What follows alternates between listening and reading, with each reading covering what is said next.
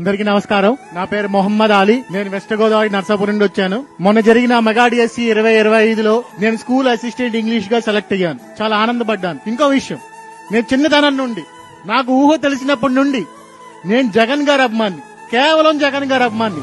నేను WhatsApp wall paper Jagan గారే, నా ఫోన్ కి వాల్ పేపర్ జగన్ గారే, లాస్ట్ కి ఆ వాచ్ యొక్క డిస్ప్లే మీద కూడా జగన్ గారే ఉండేవారు. అంత అభిమానించాను. నేనే కాదు, మా కుటుంబం అంతా జగన్ గారి అభిమానులే. మా నాన్నగారు, మా అమ్మగారు, మొత్తం అంతా.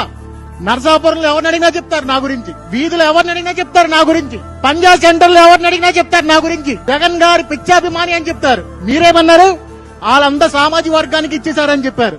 నేను ముస్లిం సామాజిక వర్గం చెందిన వాడిని. ఆ సామాజిక వర్గం కాదు, పోనీ తెలుగుదేశం అభిమాని కాదు, తెలుగుదేశం కార్యకర్తని కాదు. అయినా మనకి ఉద్యోగం వచ్చింది. మీ అభిమానికి ఉద్యోగం వచ్చింది.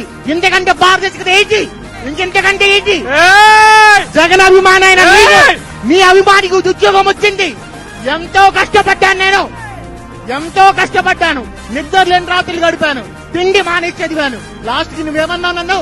నా ఉద్యోగం మీద, నేను కష్టం మీద, నా కష్టం విలువ లేకుండా చేసిన ఆ జగన్ గారిని ఈ రోజు నేను సభాముఖంగా అంబేద్కర్ గారి సాక్షిగా చెప్తున్నా, ఈ రోజు నుంచి నేను అభిమాని కాదు. ఈ రోజు నుంచి నేను అభిమాని కాదు. నాకు ఉద్యోగం ఇచ్చిన సిబిఐనే నాకు దేవుడు ఈ రోజు రండి.